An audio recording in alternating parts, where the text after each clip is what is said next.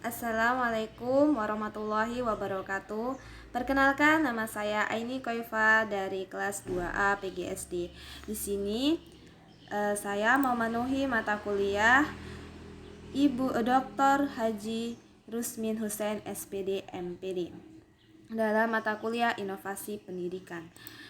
Saya akan mengajarkan sedikit tentang ciri-ciri makhluk hidup di kelas 3 SD.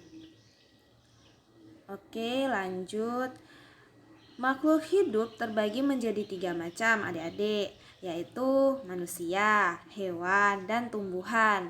Semua makhluk hidup mempunyai ciri-ciri khusus. Adapun seperti mobil, rumah, motor, itu termasuk makhluk tidak hidup. Makhluk hidup berbeda dengan makhluk tidak hidup. Benda mati tidak bernapas, ya kan? Mereka juga tidak membutuhkan makanan. Benda mati tidak dapat tumbuh, masing-masing memiliki ciri-ciri tersendiri. Oke, lanjut saja ke ciri-ciri makhluk hidup. Yang pertama, memerlukan makanan. Kira-kira adik-adik itu memerlukan makanan tidak? Pastinya memerlukan makanan, ya kan? Nah, manusia, binatang, dan tumbuhan memerlukan makanan sebagai sumber energi untuk melakukan berbagai kegiatan. Betul tidak? Seperti protein, vitamin, sayur-sayuran, itu untuk membantu kondisi tubuh agar tetap sehat. Yang kedua itu ciri-cirinya adalah bergerak. Adik-adik bergerak kan? Manusia bergerak dengan apa? Berjalan, menggerakkan tangan untuk bergerak. Kalau misalnya hewan itu bisa bergerak, ada yang melompat, ada yang terbang, ada yang berenang. Ayo, yang berenang apa? Mesti ikan. Kalau yang terbang, kalian mesti tahu kan yang terbang apa? Yang terbang burung dan yang lainnya. Oke, lanjut ya. Ciri-ciri makhluk hidup selanjutnya adalah bernapas. Nah, adik-adik mesti bernapas.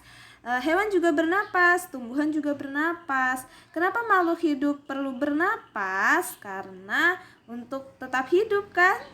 Nah, udara adalah benda yang berwujud gas untuk manusia dan juga untuk hewan yang bernapas dengan paru-paru. Lanjut ya, kita ke ciri-ciri makhluk hidup tumbuh. Nah, ciri-ciri makhluk hidup itu dapat tumbuh, baik itu tumbuhan, baik itu hewan, baik itu manusia, pasti akan mengalami dengan namanya tumbuh.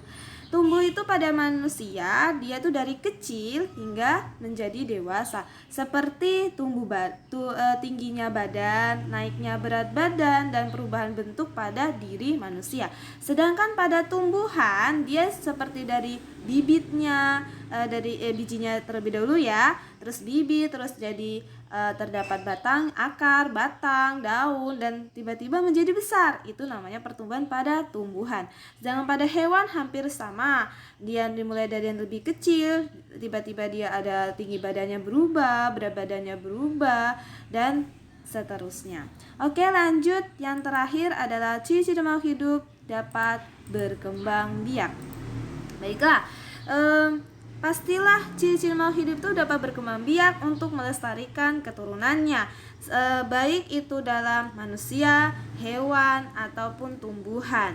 Karena perkembangbiakan itu untuk melestarikan keturunannya. Seperti manusia berkembang biak dengan apa? Melahirkan. Kalau hewan itu ada yang bertelur, ada yang melahirkan. Kalau misalnya yang bertelur, mestinya ayam kan, ayam, bebek, dan yang lainnya. Kalau yang melahirkan seperti sapi melahirkan dan yang lainnya. Baiklah adik-adik, terima kasih. Hanya itu yang saya dapat sampaikan. Mohon maaf bila ada kesalahan. Wabillahi taufiq wal hidayah. Wassalamualaikum warahmatullahi wabarakatuh dan sampai jumpa.